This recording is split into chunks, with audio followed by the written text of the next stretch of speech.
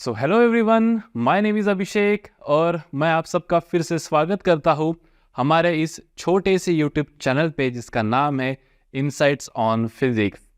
तो yes friends, आज हम और एक अपना नया सीरीज स्टार्ट करने जा रहे हैं, that is laws of motion, जो है हमारा इस पूरे फिजिक्स सीरीज का चैप्टर नंबर 5। पहला मैथमेटिकल टूल्स, जिसको हमने 0 चैप्टर बोला था। Second was units, dimensions and measurements, scalar vectors, motion in one dimension, kinematics हम जिसको बोल सकते हैं। बाद में प्रोजेक्टाइल मोशन, और ये है हमारा नेक्स्ट प्यारा सा बहुत ही खूबसूरत सा प्रैक्टिकल चैप्टर जिसका नाम है लॉज ऑफ मोशन। आप सभी को famous Newton's laws of motion तो पता ही होगा। Newton's first law, Newton's second law, Newton's third law, है ना। ऐसे 3 लॉज है न्यूटन्स के, और उसके ऊपर के काफी से एप्लीकेशन, जैसे पुली जो होता है पुली, वो हम इसके अंदर पढ़ेंगे। वेज और ब्लॉक वाला, ब्लॉक के बाद ब्लॉक वाला, है ना। और काफी से कंस्टेंट मोशन वाले इसके अंदर न्यूमेरिकल्स आता है। तो ओवरऑल ये जो पूरा पैकेज है लॉज ऑफ मोशन का, ये काफी बड़ा सा चैप्टर है। फ्रिक्शन भी इसके अंदर थोड़ा सा इन्वॉल्व होता है कि how does friction opposes the motion and how does it also helps us to walk. ये सब चीजें हमको यहाँ पे देखना है।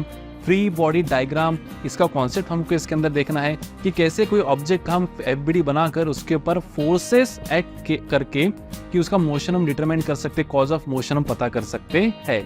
तो अभी तक हमने जितना भी पार्ट फिजिक्स में पढ़ा है, काइनेमेटिक्स में, मोशन इन वन डायमेंशन में, उसमें हमने कभी भी mass of the body, that is the actual content of the body का जिक्र नहीं किया। देखो ना, काइनेमेटिकल इक्वेशंस क्या है हमारे kinematical equations? V is equals to U plus 80, S is equals to UT plus half VT square, V square is equals to U square plus twice AS, and SN वाला formula SN is equals to U plus A by 2 in bracket twice n minus 1। यहाँ पे कहीं पे भी आपको मास ये नहीं दिखाई दिया। ऑब्जेक्ट के मास के बारे में हम यहाँ पे चर्चा नहीं किया। Initial velocity, final velocity, distance, displacement, acceleration और टाइम, इसके ऊपर ही हम अभी तक चर्चा करते आए हैं। लेकिन अभी जहाँ पे हम एंटर करने जा रहे हैं, that is kinetics.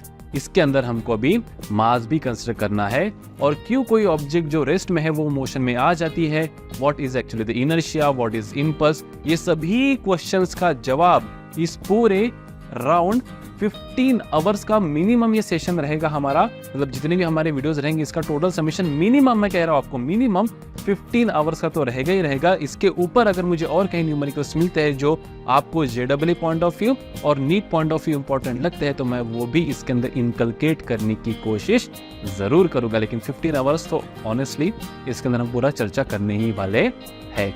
So without wasting much of your time, हम एकदम बेसिक से स्टार्ट करेंगे। हो सकता है पहला लेक्चर आपको थोड़ा सा थ्योरेटिकल लगे, लेकिन भाई साहब अगर न्यूमेरिकल्स करना है तो थ्योरी पे होल्ड होना बहुत जरूरी है।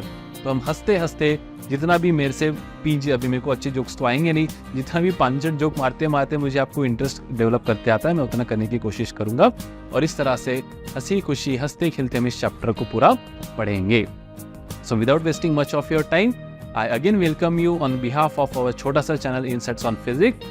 Let's start our today's topic, that is laws of motion.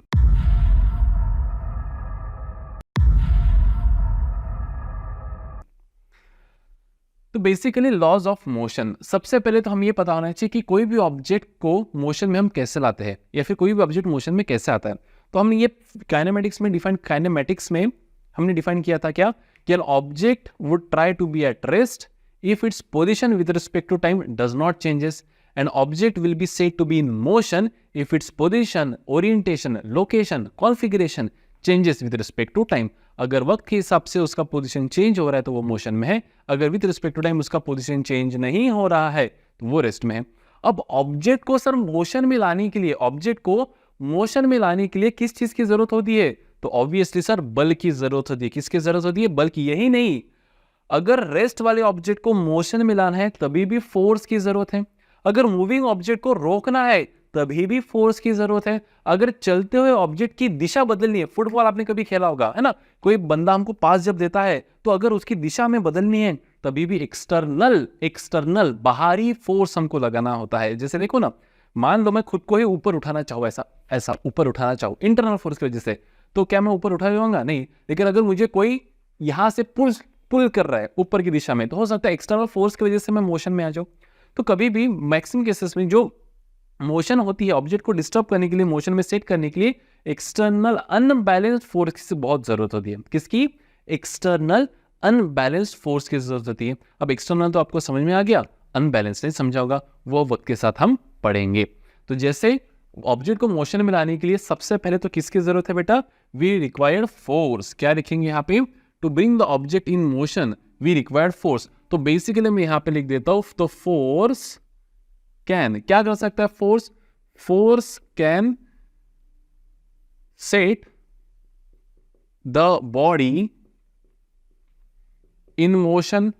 Force body को मोशन में ला सकता है। दूसरा क्या कर सकता है बेटा? Stop the body in motion. जो बॉडी मोशन में है उसको क्या कर सकता है? ये रोक सकता है। तीसरा, can change the direction of motion. The direction of motion, motion का डायरेक्शन चेंज कर सकता है फोर्स। और last, can change shape and size. Shape and size of the body. Body का शेप और साइज भी क्या कर सकता है बेटा? चपका सकता है, इलोंगेट कर सकता है ना। बॉडी को जैसे मान लो अभी ये बॉडी कैसी आपकी रेस्ट में है, इसको अगर मैं फोर्स दे दूं तो ये किस में आ जाएंगी? मोशन में। अगर कोई ऑब्जेक्ट ऊपर से आ रहा है, इधर आ रहा है, हम उसको अपोज करेंगे तो किस में आ जाएगा बेटा? रेस्ट में आ जाएगा। Can stop the body in motion. अगर यहां से किसी ने ऐसा कोई फुटबॉल फेंका और मैंने उसको ऐसा कर दिया तो उसका डायरेक्शन चेंज हो जाएगा। या फिर किसी ऑब्जेक्ट को मैं कॉम्प्रेस कर रहा हूं या फिर इलोंगेट कर रहा हूं तो उसका साइज एंड शेप भी क्या हो सकता है? चेंज हो सकता है। तो force can set the object in motion, stop the body in motion, next change the direction of the motion and change the shape and size of the body. अब क्लासिफिकेशन ऑफ फोर्स में देखिए, force जो है, फिलहाल हम force से पढ़ रहे हैं, हम क्या क्या हो सकता है फोर्स से वो देखने की कोशिश करें, ठीक है। क्लासिफिकेशन ऑफ फोर्स में हम देखेंगे कि भाई साहब फोर्स को हम कैसा क्लासीफाई कर सकते हैं, फोर्स को हाउ कैन वी क्लासीफाई। तो वैसे तो n नंबर ऑफ फैक्टर्स के तहत हम फोर्सेस को क्लासीफाई कर सकते हैं, लेकिन जो मेजर फैक्टर है ना, मेजर फैक्टर, तो डिपेंडिंग अपॉन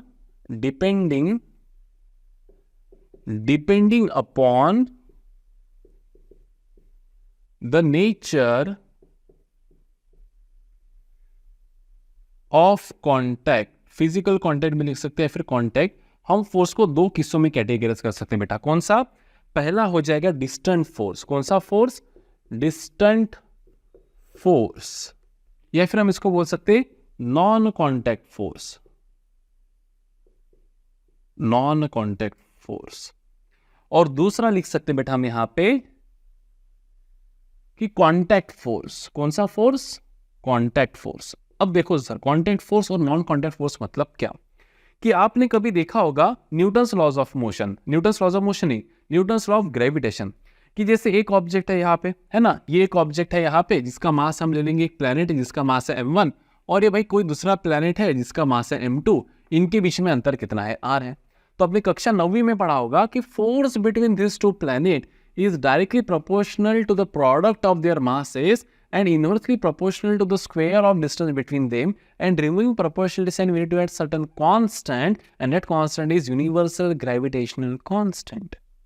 तो ये जो फोर्स है इसमें ये ऑब्जेक्ट इसको अट्रैक्ट कर रहा है और ये ऑब्जेक्ट इसको अट्रैक्ट कर रहा है और ये इसको अट्रैक्ट कर रहा है, दोनों एक दूसरे को mutual gravitational force of attraction से अट्रैक्ट कर रहे हैं। लेकिन क्या यहाँ पे एक्चुअल में वो फिजिकल कांटेक्ट में है? तो नहीं है। तो ग्रेविटेशनल फोर्स जो हो जाएगा हमारा बेटा, कौन सा फोर्स? ग्रेविटेशनल फोर्स जो हो जाएगा ये हो जाएगा हमारा बेटा नॉन कॉन्टैक्ट टाइप फोर्स। कौन सा? Non contact. वैसे देखो, चार्ज प्लस क्यू और ये एक चार्ज है माइनस क्यू। अब ये चार्ज जो है बेटा, तो चार्जेस के बीच में जो फोर्स होता है उसे हम कहते हैं, ये ग्रेविटेशनल फोर्स, उसे हम कहते हैं इलेक्ट्रोस्टैटिक फोर्स। ये भी हमारा 12 का चैप्टर नंबर 1 है। फिलहाल हम पढ़ रहे कि है क्या? Electrostatic force. Same nature of charge, nature मतलब क्या? पॉजिटिव पॉजिटिव, है ना, पॉजिटिव नेगेटिव ये नेचर हो जाएगा। अब यहाँ पे ये पॉजिटिव क्यों है, ये नेगेटिव क्यों है? दोनों का नेचर कैसा है? विरुद्ध है, अपोजिट है। तो unlike charges attract each other and like charges repels each other. Unlike क्या करेंगे? अट्रैक्ट, और लाइक क्या करेंगे? रिपेल। तो ग्रेविटेशनल फोर्स हमेशा अट्रैक्टिव होता है, लेकिन जो इलेक्ट्रोस्टैटिक फोर्स होता है, देखो ग्रेविटेशनल फोर्स मासेस में होता है, इलेक्ट्रोस्टैटिक फोर्स चार्जेस में होता है। ये हमेशा अट्रैक्टिव रहेगा, ये अट्रैक्टिव भी हो सकता है, रिपल्सिव भी हो सकता है, depending upon the nature of charges. अगर same nature repulsive, opposite nature attractive. तो ये भी उसी तरह है कूलम्स लॉ। इलेक्ट्रोस्टैटिक फोर्स हमको देता है कूलम्स लॉ। मान लो दो चार्जेस है जिसका मैग्नीट्यूड है प्लस क्यू माइनस क्यू और उनके बीच का अंतर है बेटा आर। तो कूलम्स लॉ कहता है कि force of electrostatic force of attraction, this is gravitational force of attraction, but electrostatic force of either attraction और रिपल्शन, कुछ भी हो सकता है, is directly proportional to the product of the charges and inversely proportional to the square of distance between them. Again, removing proportionality side, we need to add certain constant and that constant here is k. अभी फिलहाल अपन चर्चा में जाएंगे नहीं भाई कि ये constant क्या है बस कि ये न्यूटन्स क्या है, ये electrostatic force of attraction between the charges. कौन सा? Electrostatic force. कौन सा बेटा? Electrostatic force. अब इलेक्ट्रोस्टैटिक फोर्स में देखो ये चार्ज जिसके ऊपर फोर्स अट्रैक्ट कर रहा है अट्रैक्टिव वाला, और ये भी चार्ज जिसके ऊपर अट्रैक्टिव वाला फोर्स एग्जर्ट कर रहा है, लेकिन क्या ये एक्चुअल फिजिकल कांटेक्ट में है? क्या ये टच्ड है एक दूसरे को? नहीं। इसलिए ये भी फोर्स कौन सा हो जाएगा बेटा? डिस्टेंट फोर्सेस या फिर नॉन कॉन्टैक्ट फोर्सेस। कॉन्टैक्ट नहीं है। वैसे देखो आपको पता होगा लोह चुंबक, मैग्नेट को कितने पोल्स होते हैं सर? नॉर्थ पोल और साउथ पोल, दो पोल्स होते हैं सर। तो मान लो ये साउथ पोल और ये मान लो ये नॉर्थ पोल।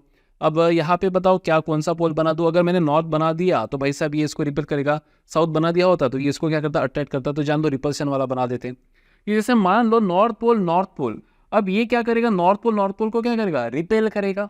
तो यहाँ पे भी फोर्स एग्जर्ट हो रहा है मैग्नेट ए से बी पे और बी से ए पे, दोनों एक दूसरे के ऊपर अपोजिंग फोर्स एग्जर्ट कर रहे हैं, लेकिन कोई यहाँ पे एक्चुअल में फिजिकल कॉन्टेक्ट इन्वॉल्व नहीं है।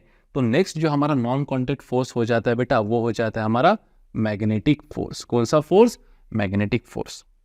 तो ये जो सभी फोर्सेस है, ऐसे और काफी फोर्सेस है, तो ये जो सभी फोर्सेस है बेटा, ये एक तो डिस्टेंट फोर्सेस है, नहीं तो नॉन कॉन्टैक्ट फोर्स है। मतलब if there is no actual physical contact involve between the two bodies which are exerting force on each other, ऐसे दो बॉडीज जो एक दूसरे के ऊपर फोर्स एक्सर्ट कर रहे हैं, चाहे वो अट्रैक्टिव हो चाहे वो रिपल्सिव हो, लेकिन कोई एक्चुअल फिजिकल कॉन्टैक्ट इन्वॉल्व नहीं है, ऐसे फोर्सेस को हम क्लासीफाई करेंगे एज अ डिस्टेंट फोर्सेस या फिर नॉन कॉन्टैक्ट फोर्सेस। आप चाहो तो डेफिनेशंस वगैरह लिख सकते हो पॉज करके वगैरह, ठीक है। मैं यहाँ पे अगर लिखने जाऊँ तो वो आप लोगों का टाइम पास हो जाएगा। अब ये हर किसी को लिखना होता है, नहीं भी लिखना होता है, तो आप पॉज करके भी पीछे जाके डेफिनेशन लिख सकते हो, ठीक है। मैंने स्लो ही बोला है उसको। तो अब हम देखते हैं व्हाट आर कॉन्टैक्ट फोर्स। अब क्या होगा बेटा कॉन्टैक्ट फोर्स? जैसे हमने नॉन कॉन्टैक्ट फोर्स को डिफाइन किया था कि दो ऑब्जेक्ट्स के बीच में फोर्स लग रहा है, लेकिन उनके बीच में कोई एक्चुअल फिजिकल कॉन्टैक्ट इन्वॉल्व नहीं है, इसलिए वो फोर्स हो जाएगा हमारा डिस्टेंट फोर्स या फिर नॉन कॉन्टैक्ट फोर्स। तो भाई साहब कॉन्टैक्ट फोर्स क्या हो जाएगा कि दो ऑब्जेक्ट्स के बीच में फोर्स लग रहा है because of physical contact between them, ऐसे फोर्स को हम कहेंगे बेटा कॉन्टैक्ट फोर्स। अब कैसे, कौन से बेटा?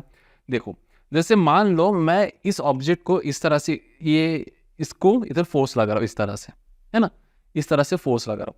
तो जो हम धरती पे फोर्स लगा रहे हैं, हम धरती पे क्या लगा रहे हैं बेटा? एक प्रकार से फोर्स लगा रहे हैं वेट, लेकिन जो वेट है वो कॉन्टैक्ट फोर्स नहीं है, वो नॉन कॉन्टैक्ट फोर्स है। अब आप बोलेंगे सर कैसे नॉन कॉन्टैक्ट फोर्स है?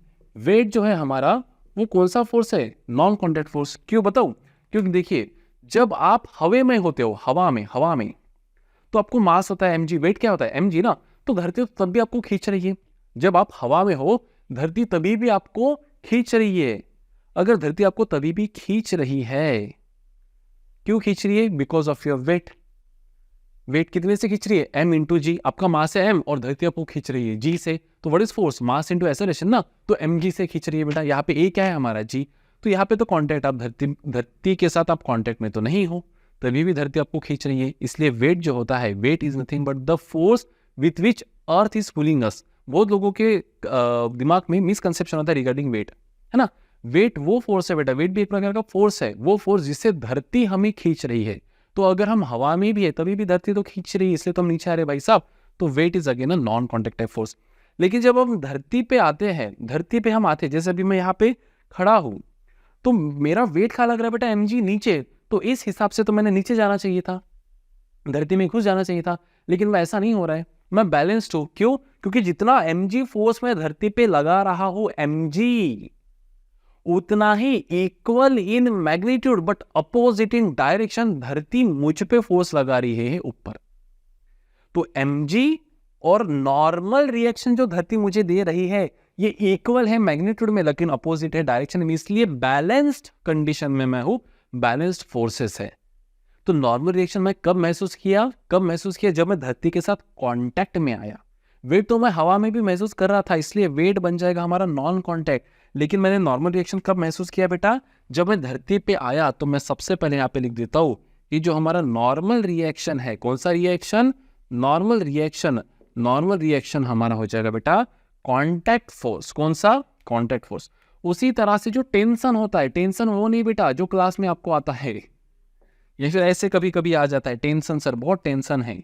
टेंशन वो नहीं है जो क्लास में आता है। टेंशन वो फोर्स है बेटा जब जैसे मान लो कोई एक रस्सी है, ऐसा क्या है, कोई एक रस्सी है और इस रस्सी को हमने यहाँ पे क्या लगा दिया बेटा, एक मास लगा दिया m, है ना। बहुत बच्चे बोलते सर बहुत टेंशन है। अरे काहे का टेंशन है ना। ये रस्सी है बेटा, क्या है ये, रस्सी। अब ये रस्सी जो है ये धरती मान लो। अब धरती ये जो मास है m, इसको खींच रही है नीचे। कितने से खींच रही है, अभी मैंने बताया mg से। ये वेट हो गया इसका, कितने से खींच रही है, mg से नीचे खींच रही है। और उतना ही अब ये ब्लॉक नीचे क्यों नहीं आ रहा भाई साहब, क्यों नीचे नहीं आ रहा है ब्लॉक, क्योंकि ये रस्सी में टेंशन डेवलप हो गया जो इसको कहाँ खींच रहा है बेटा, ऊपर खींच रहा है। और वो कितना फोर्स है, जितने फोर्स से धरती इसको नीचे खींच रही है mg से, उतना ही फोर्स इस वायर में, इस स्ट्रिंग में डेवलप हो गया जो इसको कहाँ खींच रहा है बेटा, ऊपर। और उसी फोर्स को हम कह रहे हैं यहाँ पे टेंशन फोर्स। कौन सा फोर्स बेटा, टेंशन फोर्स। तो T यहाँ पे इज इक्वल टू क्या है, W, और दैट इज इक्वल टू क्या है, mg। पता है क्यों, क्योंकि जितना W is equal to mg है उतना ही T है। इसलिए तो ये ब्लॉक ना नीचे जा रहा है ना ऊपर जा रहा है, जहां है वही है बैलेंस्ड कंडीशन में है। कैसे कंडीशन में है, बैलेंस्ड कंडीशन में है सर। तो टेंशन फोर्स कब आया, मान लो रस्सी को हम काट देंगे तो कांटेक्ट में है इसलिए आया ना। तो टेंशन फोर्स भी क्या हो जाएगा बेटा, कांटेक्ट फोर्स। नेक्स्ट कौन सा फोर्स है बेटा, स्प्रिंग फोर्स। कौन सा फोर्स, श्रिंग ब्रिंग सर्वरिंग भूत भविष्य वर्तमान बदलिंग, स्प्रिंग फोर्स बेटा। कौन सा फोर्स, स्प्रिंग फोर्स। जैसे मान लो यहाँ पे स्ट्रिंग ना होते हुए स्प्रिंग होता, क्या होता, स्प्रिंग। और इसको हमने लगा दिया बेटा मास m। क्या लगा दिया इसको, मास m। तो क्या होगा, स्प्रिंग में इलॉन्गेशन आएगा। कुछ देर तक क्या होगा, स्प्रिंग में इलॉन्गेशन आएगा। कब तक इलॉन्गेशन आएगा, देखो क्या होगा, जैसे मान लो एक कोई स्प्रिंग है और आपने उसको मास लगा दिया mg, तो क्या होगा, इलॉन्गेशन आएगा और कुछ देर बाद वो स्प्रिंग रुक जाएगा। कब रुक जाएगा, जब इसके अंदर एक स्प्रिंग फोर्स जिसको हम रिस्टोरिंग फोर्स बोलते हैं। कौन सा फोर्स, रिस्टोरिंग फोर्स या फिर स्प्रिंग फोर्स, जब वो इक्वल टू क्या नहीं हो जाता बेटा, mg नहीं हो जाता। mg क्यों आया सर, धरती तो जिसको खींच रही है ना, ब्लॉक को mg से खींच रही है, तो ये तब तक इलॉन्गेट होगा जब तक इसके अंदर उतना फोर्स नहीं आ जाता जितना से धरती इसको खींच रहा है। तो वापस से जो स्प्रिंग फोर्स है बेटा, कौन सा फोर्स, स्प्रिंग फोर्स। ये भी कौन सा फोर्स हो गया हमारा, कांटेक्ट फोर्स हो गया। तो टेंशन हो गया, नॉर्मल रिएक्शन हो गया, स्प्रिंग फोर्स हो गया, ये सभी कैसे फोर्सेस है बेटा, these all forces are our contact forces. कौन से फोर्सेस हो गई हमारे सभी, contact forces. So I hope आपको फोर्सेस का classification as a contact force and non contact force यहाँ से क्लियर हो चुका होगा। चलिए आगे बढ़ते हैं और चर्चा करते हैं अभी इनर्शिया के बारे में। अब देखिए इनर्शिया यानी क्या, तो साफ शब्दों में अगर इनर्शिया को हम डिफाइन करें तो हम बोल सकते हैं मुजोर। क्या, मुजोर। अब मुजोर ही क्यों, देखो जैसे मान लो मैं एक ऑब्जेक्ट हूं। क्या हूं, मैं एक ऑब्जेक्ट हूं। अब देखो अगर मैं फिलहाल रेस्ट में हूं बेटा, कैसा हूं मैं, रेस्ट में हूं। अगर कोई मुझे इधर से पुश करना चाहे इधर, तो इनिशियली मैं थोड़ा एक अपोजिशन उसको ऑफर करूंगा। क्या ऑफर करूंगा, अपोजिशन, कि यार रंजन आज नहीं चलते यार। मतलब ये अपोजिशन नहीं है, ये तो बोलने का तरीका हो गया, है ना। कि जैसे मान लो आप कोई भी गाड़ी को धक्का मार रहे हो तो आपने ऐसे एकदम कर दिया तो गाड़ी चलेंगी क्या, नहीं चलेंगी। उसको कुछ तो भी एक मिनिमम अमाउंट ऑफ फोर्स आपको लगाना पड़ेगा टू व्हीलर को, ताकि वो एक्चुअल में रेस्ट से मोशन में आए। अगर फोर व्हीलर होगा तो ये जो एक्सटर्नल फोर्स आप लगा रहे हो ये टू व्हीलर के कंपेरेबल में ज्यादा होगा। और मान लो आपको अगर अभी एरोप्लेन ही खींचना है, अभी आपने बोल दिया कि बाहुबली बाहुबली बाहुबली, एरोप्लेन ही खींचेंगे, ऐसा आपने बोल दिया, तो टू व्हीलर और फोर व्हीलर के केस से आपको एरोप्लेन में और ज्यादा अमाउंट ऑफ फोर्स लगाना पड़ेगा ताकि वो उसको रेस्ट, ये स्टेट से, स्थिति से, स्टेट मतलब स्थिति, उसको आप रेस्ट इस स्टेट से आप किस में लाए बेटा, किस में लाए, आप उसको मोशन में लाए। तो बेसिकली हर ऑब्जेक्ट का अपनी स्टेट को, अपनी स्थिति को प्रिजर्व करने की एक टेंडेंसी होती है और एक्सटर्नल अनबैलेंस फोर्स को अपोज करने की एक मानसिकता होती है, टेंडेंसी होती है। उस टेंडेंसी को नाम दिया गया है बेटा इनर्शिया। क्या नाम दिया गया है? इनर्शिया। और जिसका मास ज्यादा उसका इनर्शिया ज्यादा। चींटी को मोशन में लाने के लिए ज्यादा फोर्स नहीं लगेगा। क्यों? क्योंकि चींटी का मास कम है तो वो अपोजिशन भी कम देंगी। लेकिन हाथी को अगर आपको मोशन में लाना है तो उसका मास ज्यादा है तो उसका इनर्शिया भी ज्यादा होगा, तो उसको मोजोरी भी ज्यादा होंगी, तो उसको मोशन में लाने के लिए फोर्स भी ज्यादा लगेगा। तो मैं सीधा सीधा एक पॉइंट लिख सकता हूं यहां पे कि इनर्शिया इज द टेंडेंसी। क्या है बेटा? टेंडेंसी लिख सकते। और the property of the body, और द क्या लिख देंगे बेटा यहां पे? Property of the body to preserve or maintain its state of rest, लिख देते अपन state of rest or of uniform motion, और ऑफ यूनिफॉर्म मोशन। मतलब क्या बेटा कि अगर बॉडी मोशन में है तो वो मोशन में रहना चाहेंगे। जैसे मान लो कि एक रोलर कोस्टर उधर से मतलब मान लो कि एक आधा उधर से कोई कार आ रही है मोशन में है, वो यूनिफॉर्म मोशन में है, तो बस आपने उसको सब फू मार दी तो रुक जाएंगे क्या? नहीं, वो इनिशियली कुछ अपोजिशन लेंगी ताकि वो अपना यूनिफॉर्म मोशन की जो स्थिति है वो रेस्ट में लाए। इसका उल्टा, अगर आपको कोई ऑब्जेक्ट रेस्ट में है उसको अगर मोशन में लाना है तो वो भी मिनिमम कुछ ना कुछ फोर्स लेगा ताकि वो रेस्ट से किस में आ जाए? मोशन में आ जाए। तो दोनों तरफ एप्लीकेबल है ये। इनर्शिया क्या है बेटा? इट इज अ टेंडेंसी और the property of the body to preserve. अगर वो रेस्ट में है तो वो रेस्ट में रहना चाहेंगी, अगर वो मोशन में है तो वो मोशन में रहना चाहेंगी। Simple. To preserve its state of rest और ऑफ यूनिफॉर्म मोशन। अब जो इनर्शिया होते हैं बेटा ये भी 3 प्रकार के होते हैं। There are 3 types of inertia. पहला होता है बेटा इनर्शिया ऑफ रेस्ट। क्या होता है पहला? Inertia of rest. अब इनर्शिया ऑफ रेस्ट क्या है सर? वही कि अगर बॉडी मोशन में रेस्ट में है तो रेस्ट में रहना चाहेंगी, रेस्ट में है तो रेस्ट में रहना चाहेंगी। जैसे मान लो बुलडोजर है, शांति से खड़ा है बेचारा, एकदम शांति से खड़ा है, आप गाड़ी भगा रहे हो और जाके बुलडोजर को ठोक दिया, बुड़ुन। ऐसा होना नहीं चाहिए, करना भी नहीं ऐसा। फॉर एग्जाम्पल ठोक दिए, क्या हो जाएगा? बुलडोजर तो भाई तस से मस नहीं होगा। क्यों? क्योंकि उसका मास ज्यादा है। उसका मास ज्यादा है तो वो बोलेगा भाई इनर्शिया जो है वो भी ज्यादा अप्लाई करूंगा। इनर्शिया ज्यादा अप्लाई करूंगा मतलब वो कान में आपके पता है क्या बता रहा है? उसकी टेंडेंसी और the property of the body to preserve the state या फिर oppose the motion to resist the motion. ये भी लिख सकते हैं opposition to the change of state या फिर resistance to maintain its motion, ऐसे भी हम लिख सकते हैं। तो वो जो है वो अपोजिशन भी ज्यादा एग्जर्ट करेगा बेटा। तो वो कैसा रहना चाहेगा? रेस्ट में। कैसा रहना चाहेगा बेटा? रेस्ट में। कैसे रहना चाहेगा? रेस्ट में। अब देखो, और आपको एक बढ़िया से एग्जांपल बताता हूं मैं। जैसे मान लो कि इनर्शिया ऑफ रेस्ट का एग्जांपल बहुत बढ़िया एग्जांपल, ये एनसीईआरटी में भी था। देखो ऐसे मान लो कि आपने एक के ऊपर एक बॉटल्स रखे, या फिर कोई एक जैसे मान लो कुछ भी ऐसा कैरम की गोटियां रख दी, या फिर मान लो कॉइन्स रख दिए, और एक चक्कू लिया, चक्कू से, और नीचे की गोटी को सबसे सटकाया। कैसे सटकाया? सबसे सटकाया। तो बाकी, या फिर एकदम बेस्ट एग्जांपल भाई साहब, जैसे मान लो 4-5 बुक्स है आपके पास, सब बुक्स रेस्ट में, आपको सबसे नीचे की बुक निकालना है, ऊपर की बुक डिस्टर्ब होने नहीं चाहिए, तो आप क्या करोगे? नीचे की बुक को पकड़ोगे और सबसे खींचोगे ऐसा, ताकि ऊपर की बुक वैसे के वैसे ही रह जाए। तो बेसिकली हुआ क्या है यहाँ पे बाकी बुक्स वहां के वहां क्यों रहे बेटा? Because they have tried to maintain their state of rest, and that is nothing but inertia of rest. Second क्या है? सेकंड है इनर्शिया ऑफ मोशन। तो इनर्शिया ऑफ रेस्ट को हम कैसे डिफाइन करेंगे? The tendency of the body to maintain the state of rest और oppose the state of motion. Maintain the state of rest और oppose the state of motion is called as inertia of rest. Second है sir inertia of motion. Motion का inertia sir, किसका inertia? Motion. अब what is inertia of motion sir? Inertia of motion मतलब क्या कि अगर body motion में है तो मोशन में रहना चाहेंगे। सिंपल। जैसे मान लो आप बढ़िया से मस्त ट्रेन में सफ़र कर रहे हो, ऐसा करना नहीं।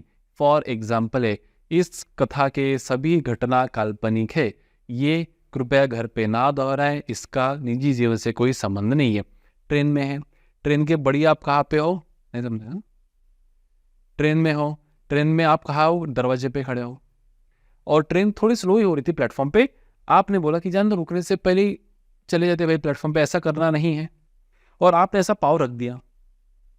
तो देखो, आप ट्रेन मोशन में थी, ट्रेन किस में थी, मोशन में, तो आप भी मोशन में थे।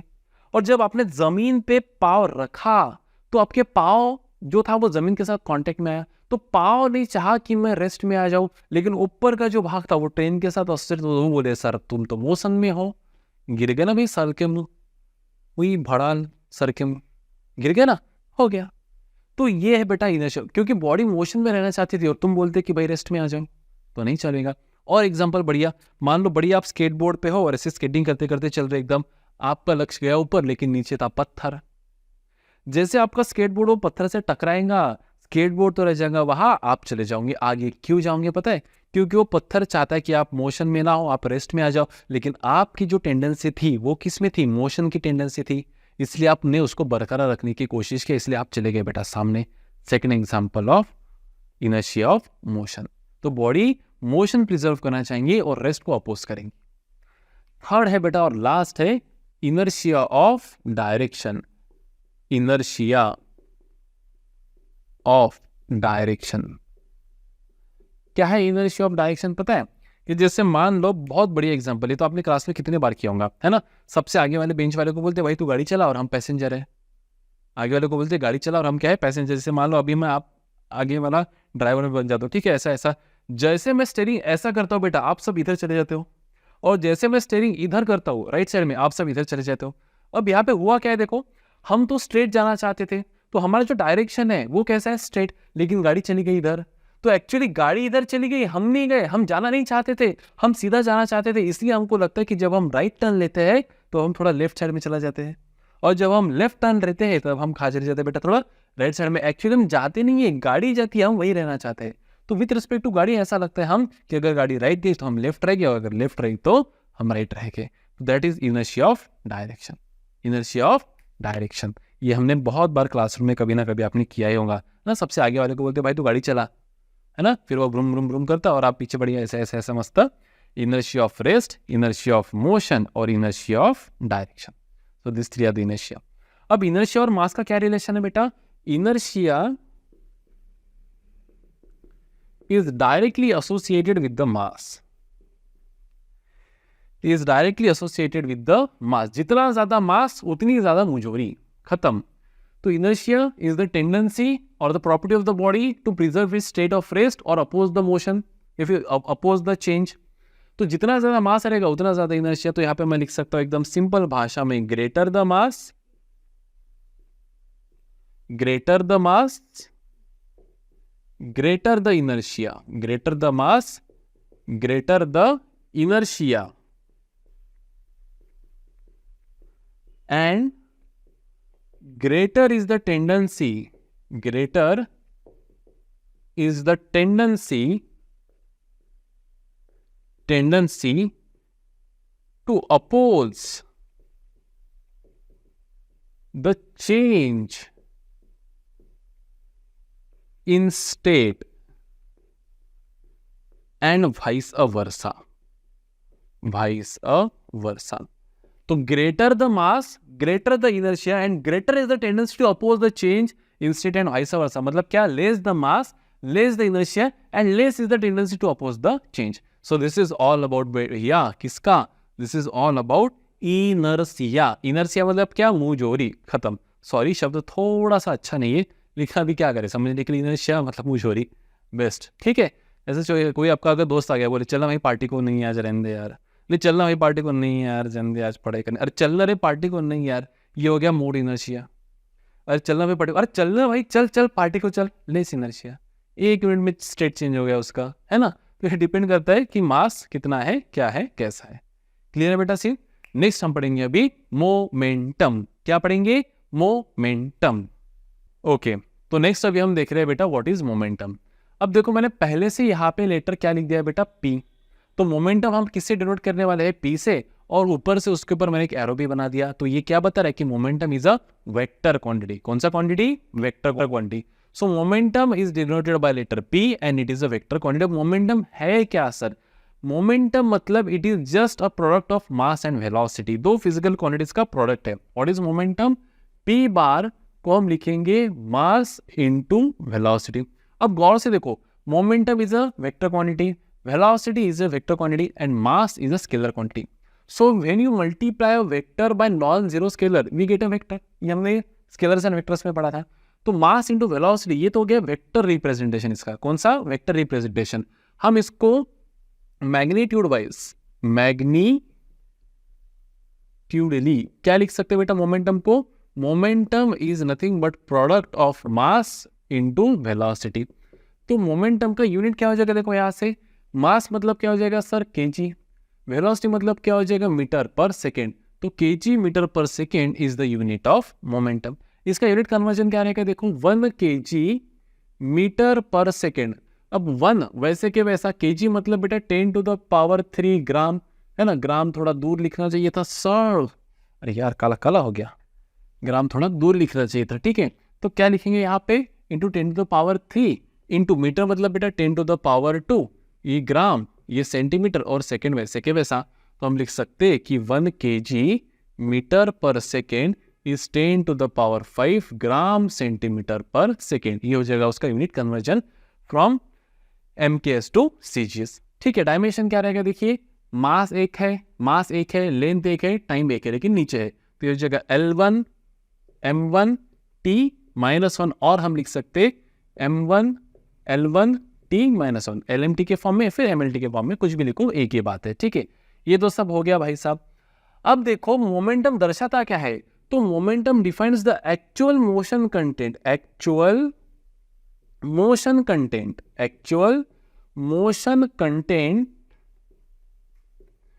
एसोसिएटेड, आप साथ साथ लिख भी सकते हो बेटा, associated with the moving body, जो बॉडी मूव कर रही है उसके साथ एक्चुअली कितना मोशन कंटेंट अवेलेबल है, कितना मोशन कंटेंट उसके पास है, ये बताने का काम किसका है बेटा, मोमेंटम का। फॉर एग्जांपल जैसे मान लो कि यहाँ पे कोई एक ऑब्जेक्ट है या फिर एक कोई इंसान है जिसका मास हम मान लेते बेटा 10 kg, और वो चल रहा है with a velocity of 2 metre per second. और एक दूसरा इंसान है बेटा जिसका मास हम मान लेते यहाँ पे मान लो 8 kg, और वो यहाँ पे चल रहा है with a velocity of 5 metre per second. तो बताइए किसका मोमेंटम ज्यादा है।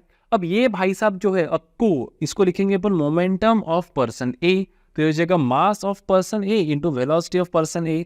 तो क्या हो जाएगा मोमेंटम ऑफ पर्सन ए, बेटा इसका मास है 10, वेलोसिटी है 2, तो what is the momentum of person A, it is equals to 20 kg metre per second.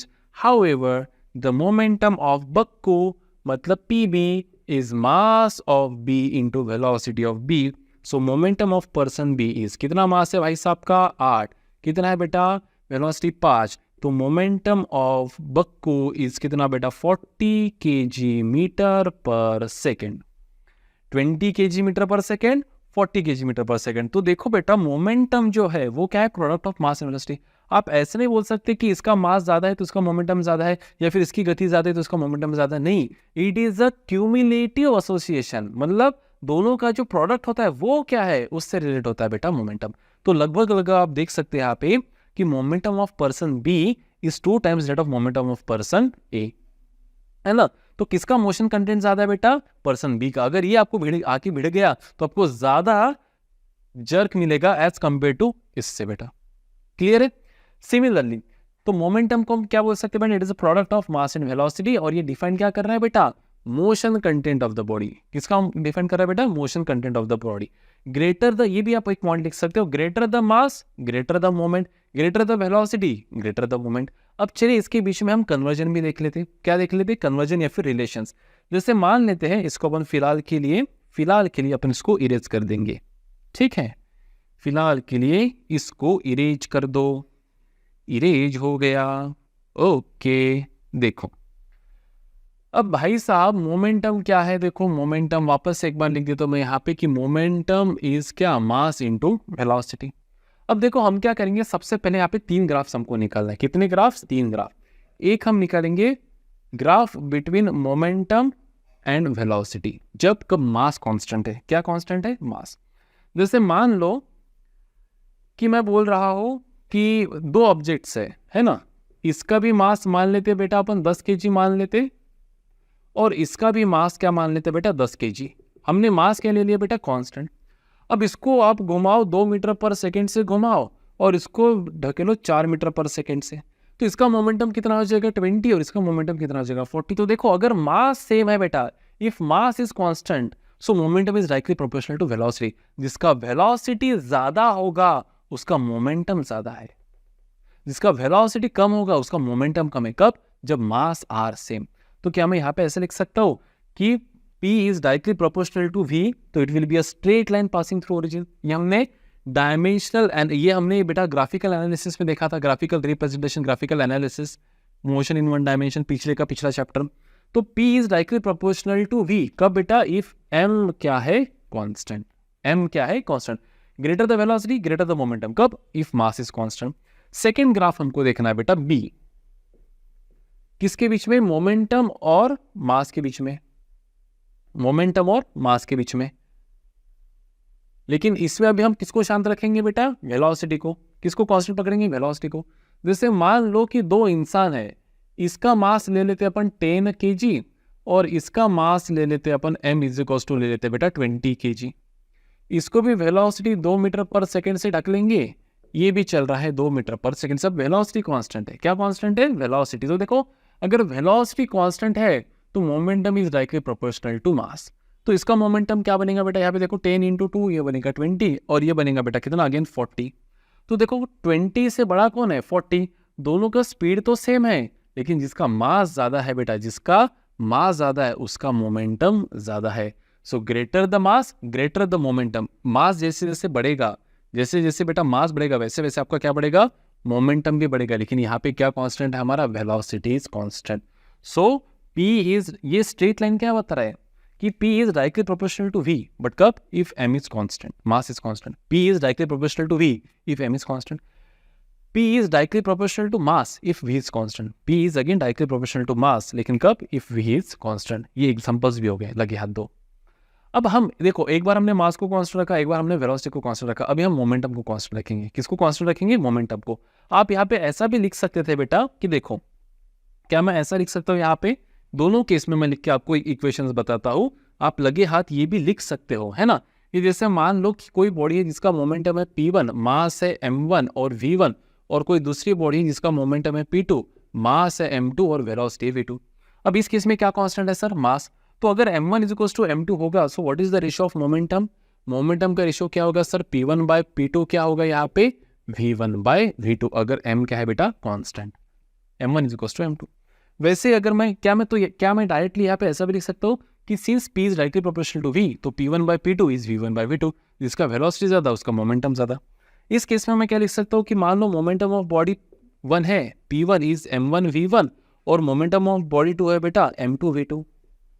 यहाँ पे क्या सेम है सर? वेलोसिटी सेम है। तो अगर वेलोसिटी सेम होंगी तो क्या लिखेंगे अपन? What is the ratio of P1/P2? क्या आएगा? मोमेंटम का रेशियो क्या आएगा P1/P2? इट विल बी बेटा क्या आएगा? M1/M2। क्या लिखेंगे? M1/M2। जिसका मास ज्यादा उसका मोमेंटम ज्यादा। क्यों? क्योंकि वेलोसिटी इज कांस्टेंट। तो आप इस तरह से भी लिख सकते हो, इस तरह से भी लिख सकते हो। क्लियर है सीन? खत्म। यहाँ पे और एक पॉइंट हम यहाँ पे ऐड कर सकते हैं, पता है क्या? देखो slope of P/M graph, P/V graph क्या देगा हमको? गिव्स वेलोसिटी, सॉरी गिव्स मास। क्या देगा हमको? मास। स्लोप मतलब क्या? Change of y axis upon change of x axis. तो y में क्या है? P, x में क्या है? V। तो व्हाट इज P/V? P/V को नीचे लेके आओ, क्या मिलेगा? M। तो स्लोप ऑफ PV ग्राफ क्या देगा हमको? मास। वैसे ही यहां पे मैं लिख सकता हूं कि स्लोप ऑफ, क्या लिखेंगे यहां पे? स्लोप ऑफ क्या लिखेंगे बेटा? P/M graph. P/M ग्राफ क्या देगा बोलो? गेस करो। P बाय एम ग्राफ हमको देगा बेटा यहाँ पे भी, अरे स्लोप मतलब क्या, change of Y axis upon change of X axis. तो P बाय एम क्या होगा, देखो P बाय एम को नीचे लेके आओ, क्या मिलेगा V, तो it will give velocity, it will give velocity, simple. तो अगर मैं आपको यहाँ पे ऐसे दो ग्राफ्स निकाल के दिखाऊं और पूछूं ये सभी पॉइंट्स बहुत बढ़िया है बेटा, आप इसको लिख के रखो, और जो मैं बोल रहा हूँ इतना तो मैं लिख नहीं पाऊंगा, नहीं तो क्या हो जाएगा, वीडियो बहुत बोरिंग सा हो जाएगा कि मैं बोल ही रहा हूँ और लिख भी रहा हूँ, है ना। तो जहां जहां आपको लगता है कि ये पॉइंट्स बहुत इंपॉर्टेंट है, मतलब सभी पॉइंट्स इंपॉर्टेंट है जो मैं बोल रहा हूँ, तो जहां जहां आपको लगता है कि हमारे नोट्स में होने चाहिए, ये हमको ध्यान में नहीं रहेंगे, तो आप उसको लिख के रखो, नोट करके रखो, क्योंकि नोट्स वो है बेटा जो आपके समझ के लिए आपके पास होते हैं, है ना। क्या बताने वाला था मैं, हाँ, तो देखो जैसे मान लो अगर मैं आपको कुछ इस तरह से ग्राफ दे दूं कि भाई मोमेंटम वर्सेस वेलोसिटी ग्राफ दो बॉडीज के लिए कुछ इस तरह से है, यह है बॉडी ए का ग्राफ, यह है बॉडी बी का ग्राफ, और आपको सवाल पूछ लिया जाए कि बताइए किस बॉडी का जो मास है वो ज्यादा है, which body has a greater mass, तो क्या आपका आंसर रहेगा, what will be your answer to this question. Mass A ज्यादा है, चार ऑप्शंस रहेंगे, M A is greater than M B is greater than M A is equal to M B, can not determine, standard answer, standard options. तो देखो slope PV graph का slope क्या दे रहा है, स्लोप ऑफ पीवी ग्राफ क्या दे रहा है बेटा, मास। स्लोप मतलब क्या होता है बेटा, व्हाट इज स्लोप, स्लोप होता है बेटा आपका एम, और एम क्या होता है बेटा आपका tan थीटा। देखो अक्षर छोटे तो नहीं हो रहे बेटा, दिख रहे आप लोगों को, हाँ थोड़े बड़े कर देता हूं वापस से, है ना। क्या होता है बेटा स्लोप, स्लोप होता है हमारा m, और m क्या है हमारा tan थीटा, और थीटा क्या है बेटा, theta is the angle made by the line with the positive x axis. तो यहाँ पे मैं लिखूंगा कि slope which is equals to m that is equals to क्या, tan थीटा। अब देखो किसका स्लोप ज्यादा है, क्या मैं बोल सकता हूँ कि इसको बोल देंगे अपन θ1, a है इसलिए θ1, और ये b का है इसलिए बोल देंगे θ2। तो क्या मैं यहाँ पे ऐसे लिख सकता हूँ कि tan of θ1 is greater than tan of θ2। अब tan थीटा मतलब क्या, y बाय x, अपोजिट मतलब क्या, p बाय ये कौन सा ग्राफ था हमारा, p by v for graph a is greater than p by v for graph b। तो what is p by v, p by v मतलब क्या, m। तो क्या मैं ऐसे लिख सकता हूँ बेटा कि mass of body a is greater then mass of body b, simple. और ये ऐसे भी ध्यान में आता है, देखो जिसका स्लोप ज्यादा, स्लोप ऑफ पीवी ग्राफ क्या दे रहा है हमको, m, तो किसका स्लोप ज्यादा है, a का, तो मास ऑफ a ज्यादा है एज कंपेयर टू b, खत्म।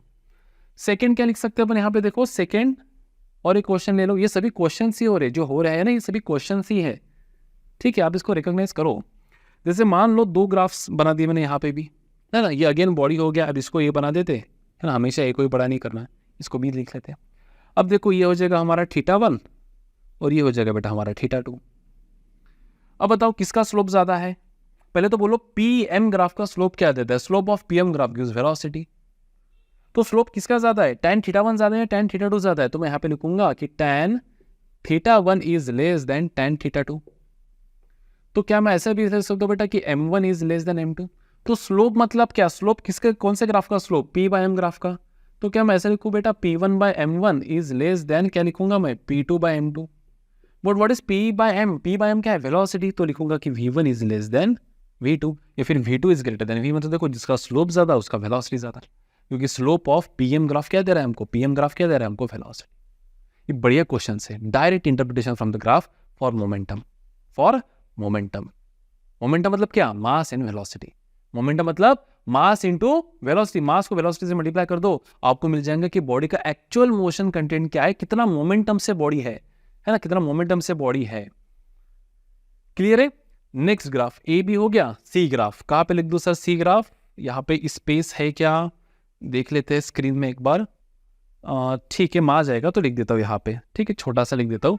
अब देखो भाई साहब, बढ़िया ग्राफ है ये। नेक्स्ट ग्राफ रहेगा हमारा मास वर्सेस वेलोसिटी ग्राफ, मास वर्सेस वेलोसिटी। देखो मोमेंटम क्या है, momentum is mass into velocity. और अभी हम क्या कैसा करेंगे, देखो एक बार हमने मास को कांस्टेंट लिया, एक बार हमने वेलोसिटी को कांस्टेंट लिया, अभी हम मोमेंटम को कांस्टेंट लेंगे। तो क्या मैं ऐसा लिख सकता हूँ बेटा कि mass into velocity is constant, या फिर सी भी आप लिख सकते हो। तो क्या मैं ऐसे लिखूंगा बेटा कि मास इज कांस्टेंट अपॉन वेलोसिटी। अब देखो जो पैरामीटर, अगर फिजिकल क्वांटिटी ए बी के साथ इनवर्सली प्रोपोर्शनल है, यहाँ पे mass is inversely proportional to V, तो इसका ग्राफ आता है बेटा रेक्टेंगुलर हाइपरबोला, ऐसा ग्राफ आएगा इसका, रेक्टेंगुलर हाइपरबोला। समझ पा रहे हो आप? अगर कोई फिजिकल क्वांटिटी ए है जो इनवर्सली प्रोपोर्शनल टू बी है तो उसका graph A by B graph कैसे आएगा ऐसा? तो यहाँ पे देखो mass is inversely proportional to velocity, तो मास वर्सेस वेलोसिटी ग्राफ कैसे आएगा बेटा? कुछ इस तरह से। अब देखो यहाँ पे मैं ऐसे लिख सकता हूँ कि जैसे मान लो पहले कंडीशन पे मोमेंटम था इसका P1 which was M1 V1 और दूसरे कंडीशन पे मोमेंटम था P2 which was equal to M2 V2। तो अगर P1 is equal to P2 होगा भाई साहब, क्या होगा? अगर P1 is equal to P2 होगा तो क्या मैं लिख सकता हूँ कि M1 V1 is equal to M2 V2? तो क्या मैं लिख सकता हूँ कि M1 bye M2 is V2 by V1, मतलब mass is inversely proportional to velocity. यहाँ पे देखो डायरेक्ट रिलेशन था, P is directly proportional to V, अगर मास कांस्टेंट इसलिए P1 by P2 is V1 by V2। Mass is directly proportional, momentum is directly proportional to mass, अगर velocity constant है तो, है ना? तो P1 by P2 is M1 bye M2। लेकिन अगर P कांस्टेंट है तो M is inversely proportional to V, तो इसलिए मैं लिख रहा हूँ कि M1 bye M2 is V2 by V1। तो अगर दो बॉडीज है जिनका मोमेंटम सेम है, तो जिसका मास ज्यादा होगा उसका वेलोसिटी कम होगा, और जिसका वेलोसिटी ज्यादा होगा उसका मास कम होगा, अगर मोमेंटम सेम होंगे तो की बात है। समझे बेटा यहाँ पे? That's it.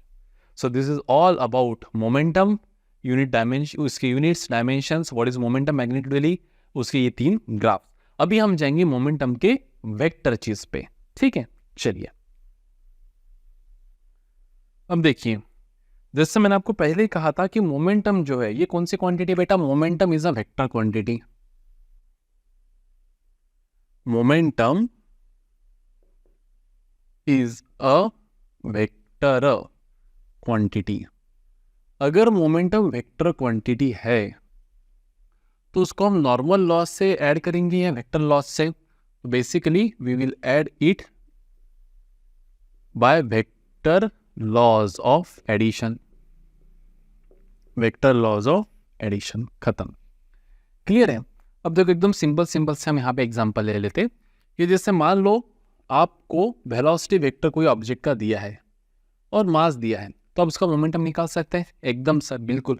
तो एकदम पहला बेसिक सा क्वेश्चन ले लेते कि जैसे मान लो if velocity of a body is, ये लिखिए आप, if velocity of a body is 2i cap plus 4j cap plus 5k cap and mass is 10 kg, then find the momentum vector। तो एकदम सिंपल है बेटा ये, इसमें कोई मजा ही नहीं है। What is momentum? मोमेंटम हो जाएगा हमारा मास इंटू वेलोसिटी। क्या है मास? 10। क्या है velocity? 2i cap plus 4j cap plus 5k cap. So what will be the momentum vector? क्या हो जाएगा बेटा मोमेंटम वेक्टर? लिख देंगे फास्ट में यहाँ पे 20i cap plus 40j cap plus 50k cap. ये तो हो गया बेटा वेक्टर में। अगर आपको मैग्नीट्यूड निकालने के लिए कहा, क्या निकालने के लिए कहा बेटा? मैग्नीट्यूड। तो कैसे निकालेंगे इसका मैग्नीट्यूड? देखो मैग्नीट्यूड ऑफ p बार कैसे लिखेंगे? अंडर रूट ऑफ किसका स्क्वायर बेटा? 20 का स्क्वायर प्लस 40 का स्क्वायर प्लस बेटा 50 का स्क्वायर। तो क्या हो जाएगा इसका मैग्नीट्यूड? अंडर रूट ऑफ, क्या लिखेंगे यहाँ पे? 400 प्लस 1600 प्लस 2500। तो क्या हो जाएगा p? देखो अंडर रूट ऑफ 16, ये हो जाएगा बेटा 25 प्लस 16 प्लस 4 हो जाएगा 2000, मतलब ये हो जाएगा 4500। करेक्ट? इसको हम क्या लिख सकते हैं? देखो we can write it as 100 into 45, 100 into 45। So this will be 100 into 45। तो what will be final momentum बेटा? 100 मतलब 10 रूट ऑफ 45। हालांकि 45 को आप और क्या लिख सकते हैं पता है? इसको आप लिख सकते हैं 9 इंटू 5। तो रूट ऑफ 9 क्या हो जाएगा? 3। तो ये हो जाएगा बेटा 30 रूट 5। मतलब सीधा सीधा आप इसको लिख सकते थे 900 5,000। तो 900 का 3 और ये रूट 5 ऐसे के वैसा। यूनिट क्या आएगा बेटा यहाँ पे? केजी। थोड़ा इसको छोटा कर देता हूँ, केजी मीटर पर सेकेंड। क्या आया था ये? 30 root 5 KG metre per second. खत्म। सो दिस इज द आंसर। एकदम सिंपल क्वेश्चन, कोई मजा ही नहीं इसमें। ठीक है, जैसे और एक क्वेश्चन ले लेते हैं यहाँ पे, है ना? क्वेश्चन 2। कि मान लो इनिशियल वेलोसिटी बॉडी की आपको दिया है बेटा 10 मीटर पर सेकेंड और फाइनल वेलोसिटी बॉडी की आपको दिया है 25 metre per second and body का जो मास दिया है वो दिया है आपको 5 kg और पूछा गया है find initial momentum, final momentum and change in momentum. ये स्केलर फॉर्म में दिया है सभी, ठीक है। तो ये भी इजी क्वेश्चन है। देखो क्या है बेटा, initial momentum. Initial momentum, momentum मतलब क्या होता है, इनिशियल मोमेंटम। इनिशियल मोमेंटम को यहाँ पे लिखा है हमने पी आई इनिशियल। तो क्या रहेंगे बेटे, momentum is mass into initial velocity. क्या मास है 5 इंटू इनिशियल वेलोसिटी क्या है हमारी 10, तो ये हो जाएगा सीधा सीधा 50 kg मीटर पर सेकेंड। वैसे what will be our final momentum. Final momentum क्या होगा, देखो फाइनल मोमेंटम क्या रहेगा, final momentum. Final momentum P2 लिखेंगे या फिर PF लिख देते क्योंकि यहाँ पे इन्होंने PF लिखा है। तो it will B mass into final velocity. What is mass बेटा, मास है हमारा अगेन 5 इंटू वेलोसिटी है 25। Answer will be 125 kg metre per second. Now what is change in momentum? Change in momentum. तो कैसे निकलते हैं अपन चेंज इन मोमेंटम, देखो final momentum minus initial momentum. So 125 minus 50 क्या आंसर आएगा, 125 माइनस 50 सीधा सीधा लिख देते हैं यहाँ पे 75 kg मीटर पर सेकेंड। अब यही क्वेश्चन अगर हमको वेक्टर फॉर्म में दिया होता, कौन से फॉर्म में दिया होता बेटा, वेक्टर फॉर्म में, कि भाई साहब अगर if initial velocity is 4i cap plus 3j cap and final velocity जो दिया है वो मान लेते हैं 10i cap plus 15j cap और मान लो मास दिया है हमको यहाँ पे इज इक्वल्स टू 2 kg और यही सब पूछा है क्या कि इनिशियल मोमेंटम वेक्टर P2 मतलब final momentum vector and change in momentum vector and उसका मैग्नीट्यूड भी निकालना है। क्या निकालना है, उसका मैग्नीट्यूड। तो अगेन वही बात बन रही है, यहाँ पे भी कोई नई बात नहीं है, फास्ट में लिख लेते इसको। व्हाट इज इनिशियल मोमेंटम बेटा, बोलो initial momentum it is P1 bar, so it is mass into initial velocity that is you mu बार। क्या हो जाएगा बेटा, देखो मास दिया है 2 और वेलोसिटी क्या है 4i cap plus 3j cap, तो answer will be 8i cap plus 6j cap. वैसे what will be final momentum बेटा, again mass into final velocity. तो क्या लिखेंगे यहाँ पे, देखो 2 into what is final velocity 10i cap plus 15j cap. What is answer, this will be equals to 20i cap plus क्या लिखेंगे बेटा यहाँ पे 30j cap. So what is change in momentum, change in momentum vector बोला है, तो change in momentum vector मतलब delta P bar is equals to क्या लिखेंगे P2 bar minus P1 bar. So what is P2 bar बेटा, P2 bar क्या है देखो, what is P2 bar, it is 20i cap plus लिखेंगे 30j cap minus क्या लिखेंगे 8i cap plus 6j cap. तो what is change in momentum vector, क्या लिखेंगे 20i कैप माइनस 8, तो क्या लिखेंगे सर यहाँ पे 12i कैप और 30 माइनस 6 तो क्या लिखेंगे प्लस 24j कैप। सही है, हाँ सही है सर, इतना मैथ्स तो आता ही है। तो क्या हो जाएगा बेटा, चेंज इन मोमेंटम वेक्टर का मैग्नीट्यूड क्या हो जाएगा, अंडर रूट ऑफ 12 का स्क्वायर प्लस 24 का स्क्वायर। तो बोलो 12 का स्क्वायर आप सबको पता है बिल्कुल 144 प्लस 24 का कितना होता है, 24 का 576 होता है ना।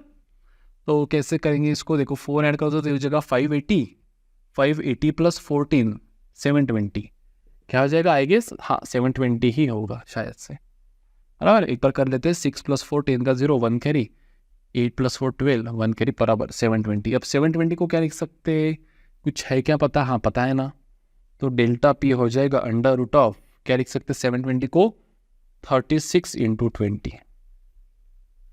36 किसका बेटा, 6 का और रूट 20। अगेन लिख सकते हैं रूट 20 को क्या लिख सकते हैं 4 इंटू 5, तो 4 का मतलब क्या हो जाएगा बेटा 2 और 2 बाहर निकलना हो जाएगा 12 रूट 5। तो बेसिकली 144 5 इसको लिख सकते थे। तो what is change in momentum बेटा, it is 12 root 5 kg metre per second. खत्म। √5 की वैल्यू होती है बेटा 2.2, तो 2.2 इंटू 12 आप कर सकते हो। 2.2 इंटू 12 कितना होता है? 2.2 इंटू 12 22 प्लस 44 264 26.4 के आसपास वगैरह ये रहेगा। ठीक है, तो इस तरह से भी आप सॉल्व कर सकते हो। क्लियर है सीन? चलो नेक्स्ट, और एक छोटा सा यहाँ पे न्यूमेरिकल ले लेते। देखो बेसिकली हम वही न्यूमेरिकल ले ले स्टैंडर्ड की, थोड़ा एक अंडरस्टैंडिंग भी डेवलप हो जाए और कुछ डेरिवेशंस अगर अब हो तो वो भी इसके अंदर कवर हो जाए, है ना। चलो एक बार फास्ट ले लेते हैं यहाँ पे एक न्यूमेरिकल और। अब जैसे देखिए एक स्टैंडर्ड एग्जांपल, ठीक है, मान लेते हैं कि कोई एक ऑब्जेक्ट है, क्वेश्चन 4 में यहाँ पे लिख देता हूं। ठीक है, मान लेते हैं कि कोई एक ऑब्जेक्ट है जो सर्कुलर मोशन परफॉर्म कर रहा है, गोल गोल गोल गोल घूम रहा है किसी एक सर्कल में जिसका रेडियस r है। ठीक है, अब यहां पे देखिए यूनिफॉर्म सर्कुलर मोशन परफॉर्म कर रहा है। कैसा? यूसीएम, मतलब हर जगह स्पीड सेम है। जैसे यहाँ पे स्पीड v है, यहाँ पे भी v है, यहाँ पे भी v, लेकिन क्या हो रहा है कि दिशा चेंज हो रही है बेटा। क्या चेंज हो रही है? दिशा कांस्टेंट नहीं है, दिशा वेरिएबल है। तो मोमेंटम क्या होता है? Momentum it is mass into velocity. अब देखो वेलोसिटी का मैग्नीट्यूड मतलब स्पीड तो सेम है क्योंकि यूनिफॉर्म सर्कुलर मोशन है, लेकिन डायरेक्शन चेंज हो रही है, इसलिए मोमेंटम भी चेंज हो रहा है। क्या चेंज हो रहा है? मोमेंटम। तो सवाल पूछा गया है कि what is the change in momentum if a particle covers angle theta. Particle ने एंगल कितना कवर किया है बेटा? थीटा। हालांकि अगर चेंज इन मैग्नीट्यूड आपको पूछे तो यहाँ पे भी मैग्नीट्यूड कितना है मोमेंटम का? mv। यहाँ पे भी मैग्नीट्यूड कितना है? mv। तो चेंज इन मैग्नीट्यूड क्या है? 0। लेकिन चेंज इन मोमेंटम वेक्टर कहा जाए तो फिर उसका मैग्नीट्यूड 0 नहीं है। अब देखिए यहाँ पे मोमेंटम कितना रहेगा? इस दिशा में रहेगा, जो कुछ रहेगा mv बार। और यहाँ पे मोमेंटम, यहाँ पे टेंजेंट निकाल दो, ये रहेगा यहाँ पे mv बार बेटा। तो इसको हम लिख देंगे यहाँ पे p1 बार और इसको हम लिख देंगे यहाँ पे p2 बार। ठीक है, अब हालांकि यूसीएम होने की वजह से जो मैग्नीट्यूड है p1 बार का वो इक्वल है p2 बार, लेकिन p1 bar is not equals to p2 bar. Magnitude same है लेकिन क्योंकि दिशा अलग है इसलिए मोमेंटम वेक्टर सेम नहीं है। तो हमें निकालना है बेटा चेंज इन मोमेंटम। क्या निकालना है? Change in momentum. So what is change in momentum? It is final momentum minus initial momentum. मतलब बेसिकली क्या मैं ऐसा कह सकता हूं कि a minus B vector subtraction. याद करो सब के रूट्स कहाँ जाएंगे? Scalar vectors, motion in one dimension, है ना, वेक्टर सब्ट्रैक्शन। तो ये हो जाएगा बेटा मैग्नीट्यूड। अब इसका मैग्नीट्यूड कैसे निकालते हैं अपन? देखो magnitude of change in momentum क्या रहेगा? देखो अंडर रूट ऑफ क्या होता है बेटा? a स्क्वायर मतलब p2 square plus b square मतलब लिखेंगे p1 स्क्वायर माइनस 2ab क्या लिखेंगे? Cos of theta. Minus 2ab क्या लिखेंगे सर? Cos of theta. खत्म। अब चलो वैल्यूज पुट कर लेते हैं इसके अंदर। क्या है बेटा? अभी यहाँ पे मैं सिर्फ लिखूंगा delta P. So what will be delta P? Under root of क्या हो जाएगा यहाँ पे delta P? It will be under root of क्या लिखेंगे? देखो P2 मतलब क्या? वो भी P है और P1 भी P है। मान लेते हैं P1 और P2 का मैग्नीट्यूड। P2 मतलब क्या बेटा? मैग्नीट्यूड। तो क्या मैं बोल दूं यहाँ पे कि P1 और P2 मैग्नीट्यूड में सेम है इसलिए दोनों क्या है बेटा? P। तो यहाँ पे हम लिख देते हैं क्या कि P square plus P square minus 2 P1 into P2 मतलब माइनस 2P स्क्वेयर लिखेंगे यहाँ पे कॉस थीटा। क्या लिख सकते हैं इसको? अंडर रूट ऑफ क्या लिखेंगे यहाँ पे? 2P square minus 2P square cos theta. तो क्या लिख सकते बेटा डेल्टा पी? देखो डेल्टा पी हम यहाँ पे लिख सकते अंडर रूट ऑफ, मैं तो बोलता 2p स्क्वायर को कॉमन ले लेते तो ब्रैकेट में क्या बचेगा? 1 minus cos theta. Now what is 1 minus cos theta बेटा? 2p square into what is 1 minus cos theta? 2 sine square theta by 2। तो what will be delta P? Delta P क्या होगा? अंडर रूट ऑफ 2 2 ज़र हो जाएगा 4 p square क्या लिखेंगे यहाँ पे? Sine square theta by 2। अब देखो 4 का रूट क्या हो जाएगा? 2, p स्क्वेयर का रूट क्या हो जाएगा? p और साइन स्क्वेयर थीटा बाय 2 का हो जाएगा बेटा साइन थीटा बाय 2। तो what is change in momentum? Change in momentum इसका मैग्नीट्यूड आएगा बेटा 2p sign of theta by 2। तो क्वेश्चन क्या बनेगा कि suppose a particle of mass m, suppose a particle of mass m is performing uniform circular motion in a circle of radius r and covers angle theta as shown in a figure. Then what is change in momentum vector का magnitude? change in momentum vector का mod मतलब magnitude, तो it is 2p sin theta by 2. Simple. चलो इसको satisfy करने के लिए हम एक एग्जांपल ले लेते फास्ट में एकदम. ठीक है, एकदम फास्ट में 120 की स्पीड से ले लेंगे बेटा. तो उसके लिए 180 की स्पीड से इरेज भी करना पड़ेगा सर. 180 की speed, erase erase erase erase erase. Okay, थोड़ा ब्लैक ब्लैक हो गया क्या? It's okay. ठीक है, देखो मान लो थीटा 180 है बेटा. क्या है थीटा? 180 है ना. फॉर एग्जांपल कि जैसे मान लो एक ऑब्जेक्ट है, वो यूसीएम हो रहा है. ये मान लेते हैं हम P1 विच इज mv और ये मान लेते हैं P2. तो थीटा इज कितना बेटा? 180 डिग्री. 180 डिग्री से पार्टिकल यूसीएम परफॉर्म कर रहा है, 180 डिग्री से उसने एंगल कवर कर लिया. तो what is change in momentum? देखो फॉर्मूला के हिसाब से what will be change in momentum बेटा? It will be 2p sine 180 divide by 2. 180 divide by 2 90, sine 90 मतलब 1, तो आंसर आ जाएगा सिर्फ 2p मैग्नीट्यूड में. अब देखो उसको वेक्टर फॉर्म में लिखने की कोशिश करते हैं. P1 क्या है? देखो P1 पीछे है, तो क्या लिखेंगे? P1 bar is mv minus i cap. और P2 बार क्या लिखेंगे? देखो P2 bar it is mv i cap. तो what is change in momentum vector क्या होगा बेटा? देखो P2 बार माइनस P1 बार.